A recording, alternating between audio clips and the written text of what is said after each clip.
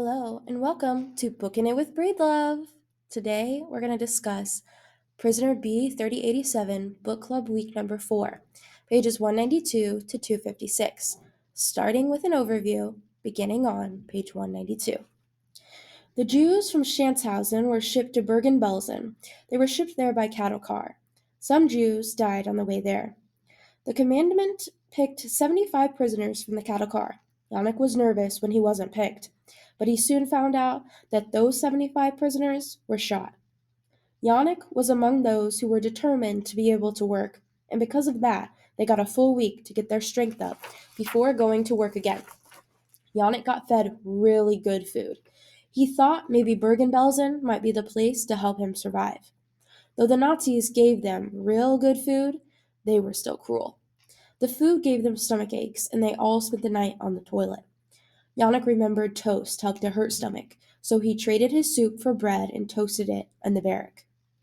After the first week, Yannick was back to work.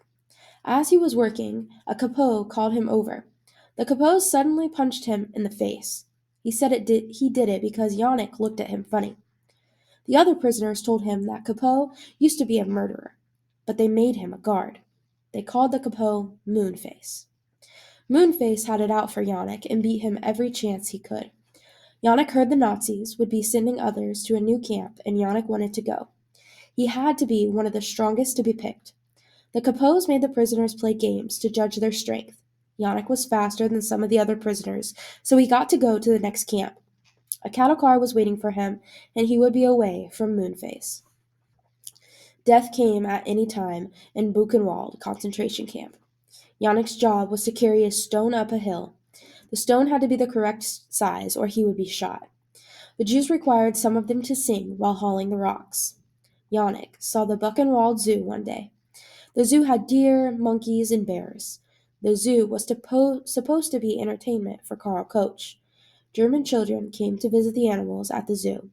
They often looked at the prisoners the way they looked at the animals.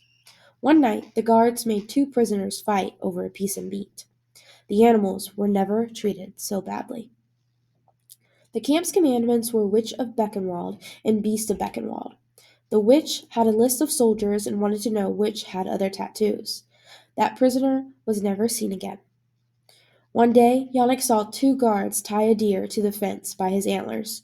They laughed as the deer struggled and tried to get loose. The two officers who did that to the deer were pulled from duty. They did not stand for animal cruelty in the camps. Yannick soon heard that he would be moving again, this time to Gross-Rosen. They were running out of prisoners and needed to shuffle them around. Yannick was, again, on a crowded train. Prisoners were dying all around him. Yannick was always surrounded by death, and the only way he could escape was by going to sleep. Suddenly, they heard bullets and bombs all around the train. The train stopped, and Yannick wished a bomb would explode on the train and take them all out of their misery. The train started moving again, and finally they arrived at Gross-Rosen. The prisoners were not afraid of what was to come. They had seen it all before. Yannick was put to work the next day at camp. Yannick was working to help with war efforts. The prisoners saw that any day now the war would end, and Yannick dreamed of a better life as he worked. One day, a capot yelled at Yannick. He asked where his button was. Yannick was confused, until he realized he was missing a button from his shirt. The punishment would be 20 lashes. The capot took Yannick to a wooden horse, or a polished, barkless log with 4 wooden feet, and gave him 20 lashes. Yannick had to count the lashes out loud. Every time he messed up, they had to restart. Yannick was then sent back to his barracks, where he passed out and started dreaming. He was awoken by an explosion. When he opened his eyes, he was surrounded by other prisoners. Bombs continued to explode, and Yannick decided he would not give up. He would fight for his life until the war was over. Yannick was now on his way to Camp Dachau by foot. Yannick claims if you can take care of your feet in camp, you can survive. The roads to the camp were lined with frozen dead bodies of prisoners who walked the same path to the camp. Yannick wondered who else took that road and why they didn't care about all the dead prisoners. They passed through villages with homes that had Nazi flags hanging from them. The prisoners had to pass through Czechoslovakia to get to the next camp. Czechoslovakia was held by Germany, but they did not like the Germans. The Czechs fought back against the Germans in non-violent ways. They laid out bread and other food for the prisoners as they passed by. They had now been marching for 3 days, and Yannick was beginning to starve. Yannick spotted a capot with 4 leaves of bread on his back and decided to ask him for some. He thought he would walk by the guard, so he would see him as a person. He turned to look at the capot in the face, and it was Moonface. Moonface was the capot who had beaten Yannick at camp, Bergen-Belsen. Moonface had been transferred and was now on his way to Dachau with them. Yannick knew he needed food by the end of the day or he would starve, so he decided to try to get food from Moonface after all. Yannick looked at Moonface and smiled, but he just ignored him. Yannick did everything he could to be noticed by Moonface.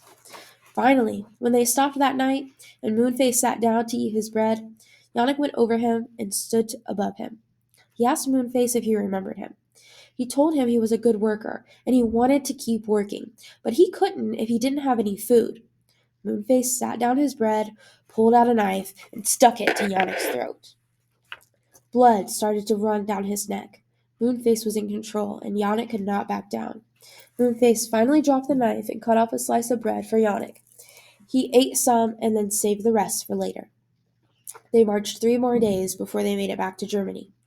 Yannick was doing his best to save his bread, but there was no way he could march for 3 more days. They then all got into a train with 3 guards, one for the Jews, one for the Poles, and one for crates. The crates had documents in them for each prisoner. The Nazis liked to keep track of who they killed. They spent one day and one night on the train when a loud explosion made them all jerk forward and stop. The car with all the documents had been hit by a bomb, and they were all gone. Without the documents, the only way they knew who was by what car they were in. They figured all the Jews would be gassed when they got to camp. Yannick decided to take the Star of David off of his uniform, marking him as a Jew. He undid the thread by biting it.